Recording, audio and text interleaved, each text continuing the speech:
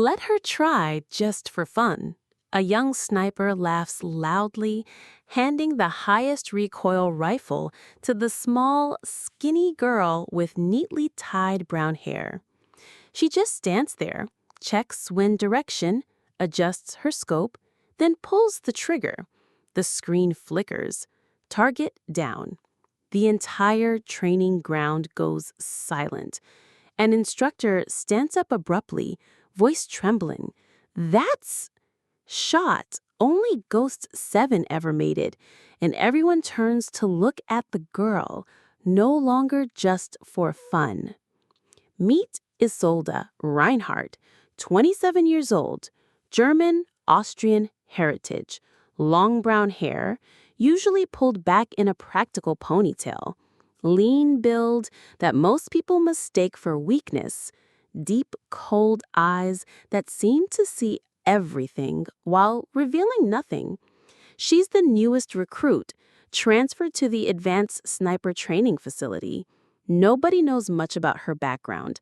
The paperwork is strangely minimal. Her previous assignments are classified or missing entirely. Isolda is quiet, always standing apart from the social groups that form naturally among trainees. She watches everything, but participates in almost nothing. Most importantly, nobody has ever seen her attempt long-range shooting during practice sessions. This makes her an easy target for ridicule. "Are you sure you didn't register for the cooking class by mistake?" jokes Marcus, a cocky former Marine who treats the training facility like his personal playground. He's the type who measures his worth by how many people laugh at his jokes. "That rifle will break your collarbone," adds another trainee, gesturing at the heavy precision weapons displayed along the armory wall. "Maybe you should start with something smaller, like a BB gun." The laughter spreads through the group like wildfire. Isolda doesn't respond. She never responds to mockery. Instead, she continues her routine that everyone finds strange and outdated. While other trainees use expensive digital wind reading equipment, laser rangefinders, and ballistic calculators, Isolda carries a simple red thread attached to a small wooden stick. She holds it up to gauge wind patterns using methods that seem ancient. When someone finally asks about her primitive approach, she gives her standard reply. "Equipment can malfunction. Wind doesn't know how to lie." The other trainees exchange glances and eye rolls. They think she's either eccentric or incompetent, probably both. One particular afternoon, during an ultra-long-range shooting exercise at 2.5 kilometers, a group of advanced trainees decides to make a betting game out of who can get closest to the target. The distance is considered extreme, even for experienced military snipers. Crosswinds are gusting at 12 knots. The terrain creates unpredictable air currents. The target is barely visible even through high-powered scopes. One by one, the trainees take their shots. Most miss entirely. A few get close enough to register on the scoring system, but nowhere near the bullseye. Marcus, feeling confident after a decent shot that landed within the outer rings, decides to have some fun with the quiet girl who never speaks up. "Hey, Isolda," he calls out loudly, making sure everyone can hear. "Why don't you try last, just for entertainment?" The suggestion draws chuckles from the crowd. The idea of the skinny girl with the red thread outperforming trained military marksmen strikes them as absurd. Isolda looks up from her equipment check. She doesn't seem offended or embarrassed by the suggestion. If anything, she appears to consider it seriously. In her personal gear bag, tucked beneath cleaning supplies and maintenance tools, sits a single bullet unlike all the others. Hand-engraved letters spell out, "For the one that matters." She's never used it, never found the right moment, never faced a situation that seemed worthy of whatever memory that bullet represents. But today feels different. Isolda reaches into her bag and retrieves the special round. She examines it briefly, running her thumb over the engraved words, then loads it into her rifle chamber. The other trainees notice her unusual preparation ritual but don't understand its significance. To them, she's just being dramatic about a practice shot that doesn't matter.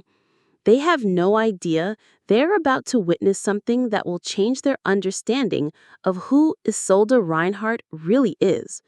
That engraved bullet isn't just ammunition, it's a promise she made to someone who died saving her life. A promise she's finally ready to keep. One by one, the experienced trainees take their shots at the distant target. The results are predictably mediocre. Even Marcus, despite his bragging, only manages to hit the outer scoring rings. The crosswind is brutal, the distance is extreme, and the terrain creates optical illusions that throw off even sophisticated targeting systems. After 15 shooters fail to achieve anything impressive, Isolda steps up to the firing line. She carries an older M2010 rifle without modern recoil compensation or advanced stabilization features. While everyone else relies on electronic wind meters and ballistic calculators, Isolda carries a simple red thread attached to a small wooden stick. She holds it up to gauge wind patterns using methods that seem ancient.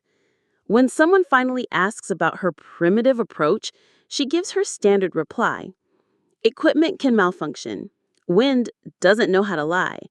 The other trainees exchange glances and eye rolls. They think she's either eccentric or incompetent, probably both. One particular afternoon, during an ultra-long-range shooting exercise at 2.5 kilometers, a group of advanced trainees decides to make a betting game out of who can get closest to the target. The distance is considered extreme, even for experienced military snipers. Crosswinds are gusting at 12 knots. The terrain creates unpredictable air currents. The target is barely visible, even through high-powered scopes. One by one, the trainees take their shots. Most miss entirely. A few get close enough to register on the scoring system, but nowhere near the bullseye. Marcus, feeling confident after a decent shot that landed within the outer rings, decides to have some fun with the quiet girl, who never speaks up. "Hey, Isolda," he calls out loudly, making sure everyone can hear. "Why don't you try last?" "He, Isolda, why don't you try last? Just for entertainment." The suggestion draws chuckles from the crowd.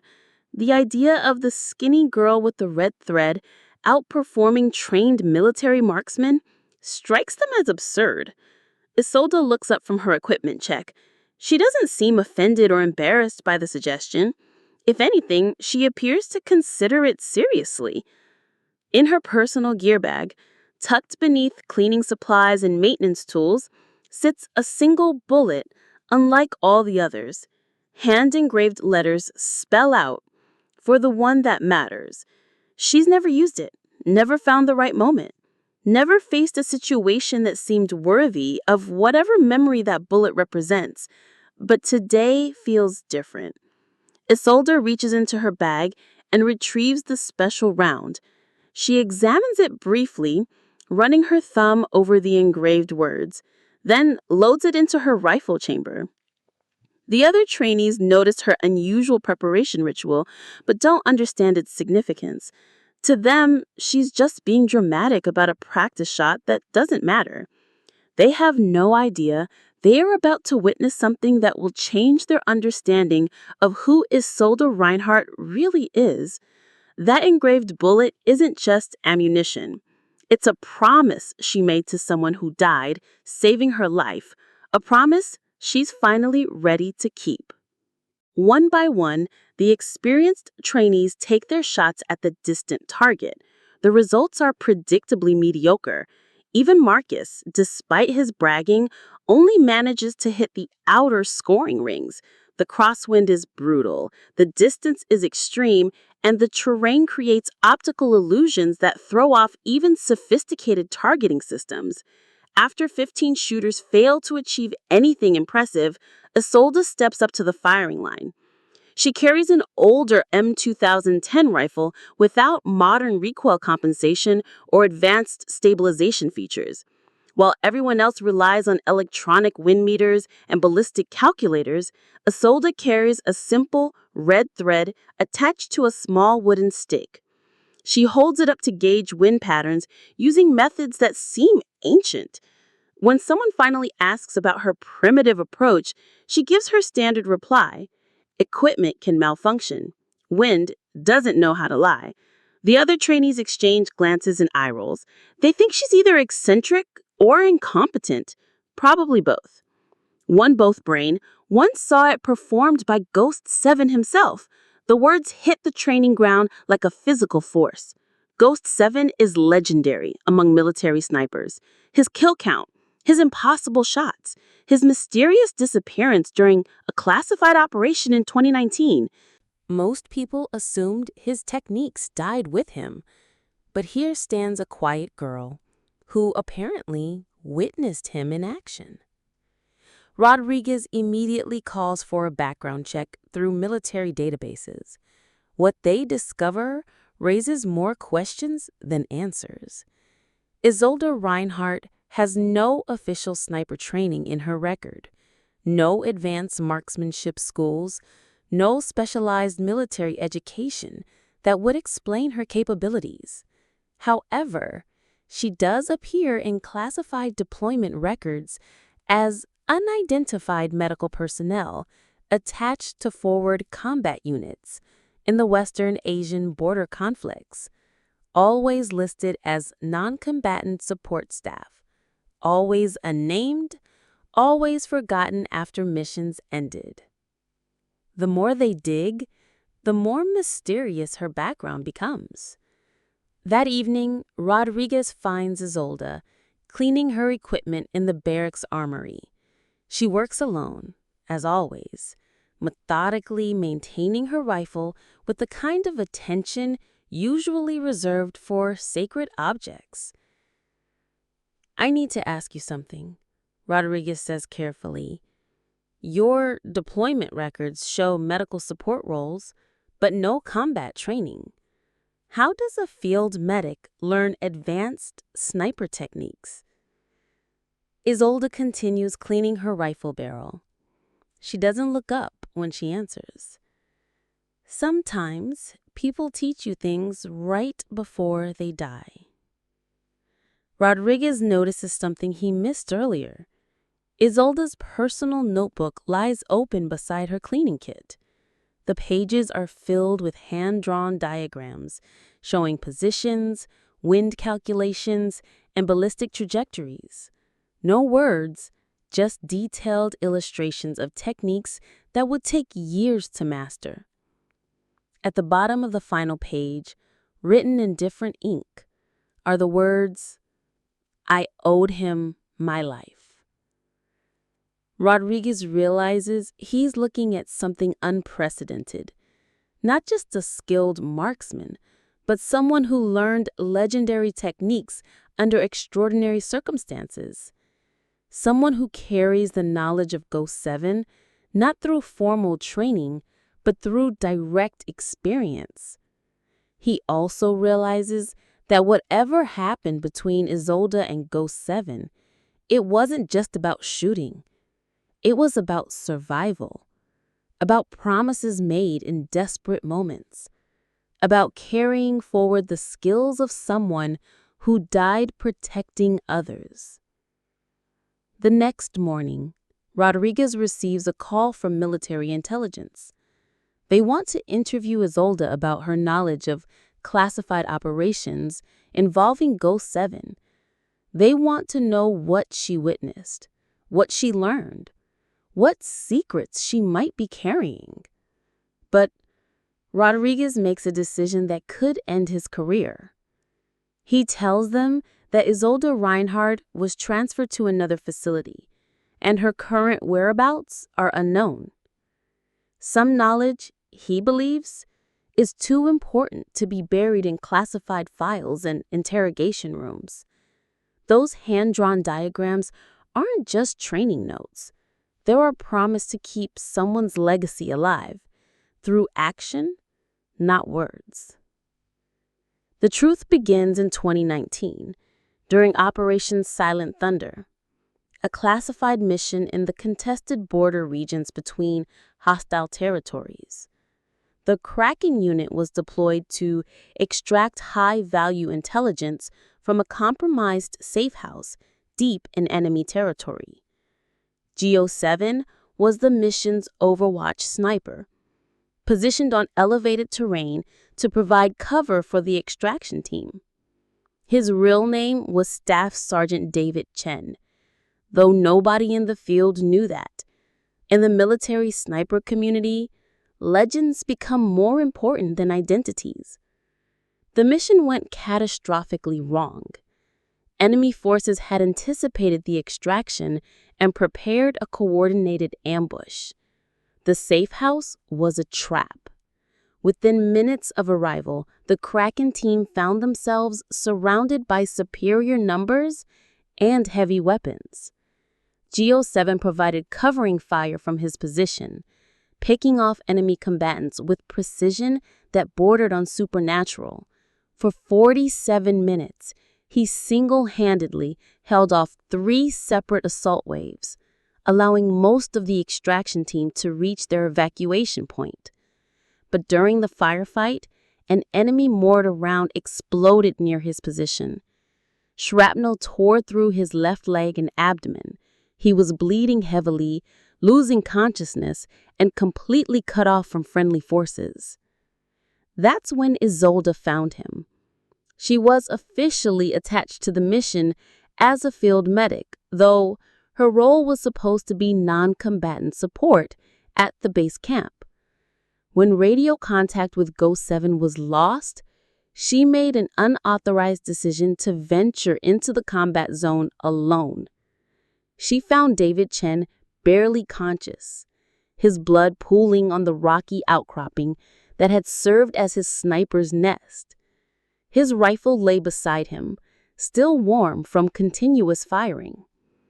Enemy patrols were searching the area systematically. Isolda had 2 choices: try to carry him out and likely get both of them killed, or stay hidden and let him die while she survived. She made a third choice. Using field medical training and pure determination, she stabilized his wounds enough to keep him conscious for a few more minutes. She knew he was dying, but she also knew his knowledge was too valuable to die with him. "Teach me," she whispered urgently.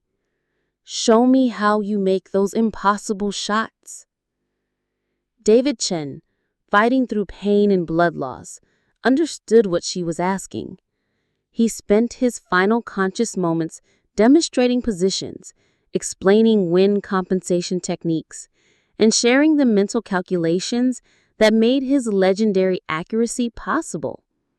Isolda absorbed every detail: the way he controlled his breathing, how he read atmospheric conditions using primitive indicators, the mathematical relationships between distance, wind speed, and bullet trajectory that he had mastered through years of experience. Most importantly, he gave her his personal shooting notebook filled with hand-drawn diagrams and calculations accumulated over a decade of military service. "Keep these techniques alive," he told her, as enemy voices grew closer. "Use them when they matter, when lives depend on precision." Then he pressed something else into her hands, a single bullet he had been saving, hand-engraved with the words that meant everything to him: "For the one that matters." Isolda was forced to leave him behind when enemy patrols closed in. She escaped with his rifle, his notebook, and the promise she had made to a legendary Dar. Official records show that GO7 was killed in action during Operation Silent Thunder. His body was never recovered. His techniques were considered lost with him. The mission was classified, and everyone involved was sworn to secrecy. But Isolda survived, carrying his knowledge like a sacred trust. For 5 years, she practiced his techniques in secret. Every shooting position he had shown her, every calculation he had shared, every trick he had used to achieve impossible accuracy.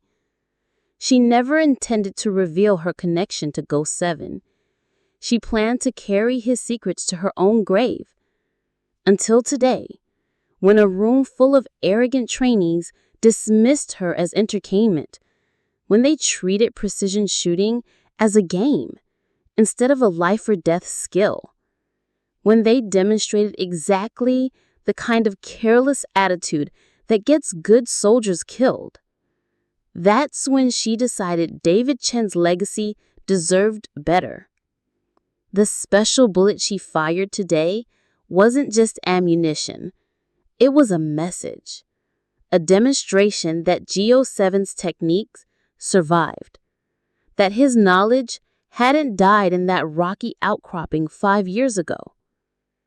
When Master Sergeant Rodriguez finally pieces together the truth, he makes a decision that transcends military protocol. He recommends Isolda for immediate acceptance into the military's most elite sniper program, not as a trainee, but as an instructor, someone qualified to teach techniques that officially don't exist. More importantly, he initiates paperwork to posthumously recognize Staff Sergeant David Chen for his actions during Operation Silent Thunder. The man known as Ghost 7 finally receives the military honors that were buried under classification protocols. At the recognition ceremony, Isolda stands at attention as David Chen's family receives his Medal of Honor. His parents, his younger sister, and the girlfriend he never had the chance to marry. They don't know that the quiet young woman in dress uniform is the reason their son's legacy survived. They don't know that she learned his techniques while he was dying in enemy territory. But they do know that someone cared enough to ensure Ghost 7 was remembered as more than just a classified casualty. After the ceremony, Rodriguez approaches Isolda with an official question that could change her life forever. The military wants to establish a new advanced sniper school. They want someone to teach Ghost 7's techniques to the next generation of marksmen, someone who learned directly from the source. Isolda considers the offer carefully. Official recognition, steady pay, the chance to train elite soldiers using knowledge that died with David Chen. But she gives an unexpected answer. "I'll teach," she says quietly, "but not in some official program with uniforms and ceremonies. I'll teach the way he would have wanted. Small groups, serious students, people who understand that precision shooting isn't about glory, recognition, or personal satisfaction. It's about bringing people home alive." Rodriguez nods. He understands what she's really saying. Ghost 7's techniques are too important to be bureaucratized or commercialized. They need to be passed down the way they were originally learned, through direct experience, personal commitment, and absolute respect for their purpose. 6 months later, a small, unofficial training program begins, operating at a remote facility. No military oversight, no official curriculum, just a quiet woman teaching extraordinary skills to carefully selected students. The program has no name. Students call it simply the school. But everyone who trains there learns about Ghost 7, about the man whose techniques they're learning, about the promise that keeps his knowledge alive. Type, "I owe a debt," if you've ever carried someone's knowledge to honor their sacrifice. Isolda refuses all offers to join official military training programs.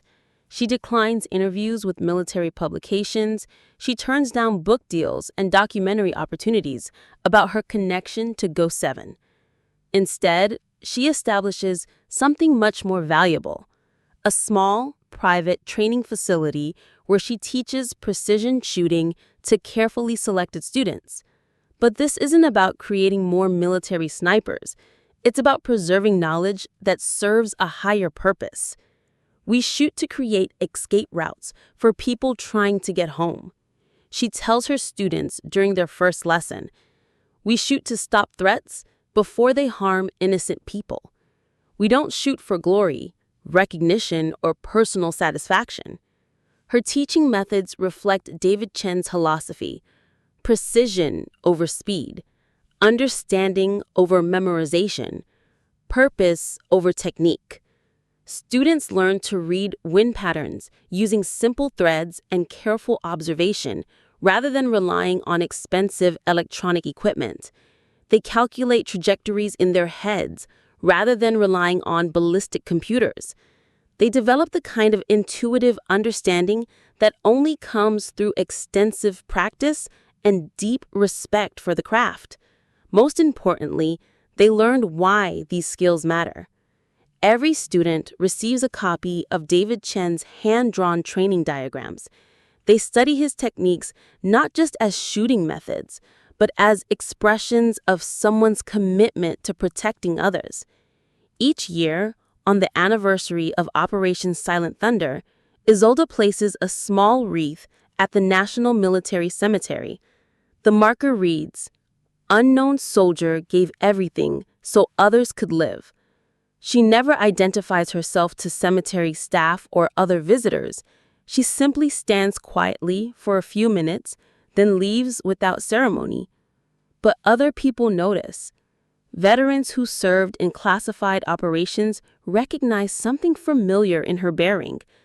Military families who lost loved ones in unnamed conflicts sense a connection they can't quite identify. Word spreads quietly through the military community about a woman who teaches extraordinary shooting skills while honoring the memory of fallen soldiers. Her training program remains small by design, never more than 12 students at a time. Each student personally recommended by someone who understands the program's true purpose. But the impact extends far beyond the number of people directly trained. Students graduate and carry David Chen's techniques into their own military service. They teach others, always crediting Ghost 7 as the original source. They perform missions successfully because they learned precision methods that officially died 5 years ago. Most importantly, they understand that their skills exist to protect life, not to take it casually. 3 years after establishing her school, Isolda receives an unexpected visitor, a young man in civilian clothes who introduces himself simply as Michael. "I'm David Chen's younger brother," he says. "I've been looking for you for a long time." Michael explains that his family always wondered what really happened during David's final mission. Official reports were heavily redacted. No one could tell them how he died or whether his sacrifice mattered. "I just wanted to thank you," Michael says quietly, "for keeping him alive in the only way that matters now." Isolda doesn't respond immediately. She spent years carrying the weight of David Chen's legacy privately. Finally, she speaks. "Your brother taught me more in his final minutes than most people learn in a lifetime. He made sure his knowledge survived so it could save other lives. I teach his techniques because he asked me to, but I honor his memory because he deserved better than being forgotten in classified files." Michael nods, understanding more than she expected. Before leaving, he gives her something that belonged to David, a simple compass that their father gave him before his first deployment. "He would have wanted you to have this," Michael says, "for finding true direction when everything else points the wrong way. Type, I will live decently." If you believe skills should serve others, not showcase yourself, Isolda never wanted to become famous. She only wanted to honor a promise made to someone dying. In enemy territory, she was mocked, dismissed as entertainment, treated as someone trying to play soldier without earning the right. But every technique she carries came from a person who died protecting others. Every skill she demonstrates represents knowledge that was supposed to disappear with its original owner. She doesn't hold a rifle to become a legend herself. She holds it to ensure a true legend isn't forgotten. If you've ever continued someone else's work after they were gone, if you've ever carried forward lessons learned from someone who didn't survive to teach them, if you've ever honored a promise by living it rather than just remembering it, this is your story. In a world obsessed with personal achievement and individual recognition, some people work differently. They succeed not by building their own reputation, but by preserving something valuable that would otherwise be lost. Isolda represents everyone who has inherited responsibility from someone they respected. The student who continues a teacher's research after retirement. The employee who maintains a mentor's standards after they leave the company. The child who lives by values learned from a grandparent who passed away. Real legacy isn't about monuments or fame. It's about knowledge that stays alive through action. Maybe you learned skills from someone who never got proper credit. Maybe you carry wisdom from someone whose name isn't in history books. Maybe you honor someone's memory by using what they taught you to help others. Your teacher might not be remembered by the world. Their techniques might not be in textbooks or official manuals. Their contributions might be buried in classified files or forgotten archives. But if you keep their knowledge alive through your own actions, they continue to matter. Their expertise continues to serve others. Their legacy continues to make a difference. The next time someone dismisses your abilities or treats your knowledge as entertainment, remember Ghost 7. Remember that some of the most important techniques are learned from people who didn't live to see them celebrated. Remember that precision comes not from expensive equipment, but from understanding, earned through sacrifice and commitment. Most importantly, remember that true skill exists to serve others, not to prove your worth, but to preserve something valuable that would otherwise die. Keep teaching, keep practicing, keep honoring the people who gave you knowledge worth having, because somewhere, someone needs the skills you carry. Someone needs the wisdom you inherited. Someone needs the legacy you're preserving to make a difference in their life. That's what Ghost 7 understood. That's what Isolda teaches. That's what real legacy means. If you believe in stories that touch the heart like this one, leave a comment and don't forget to subscribe to Ironheart Stories. We tell the stories that shouldn't be forgotten. Real people are creating and telling stories.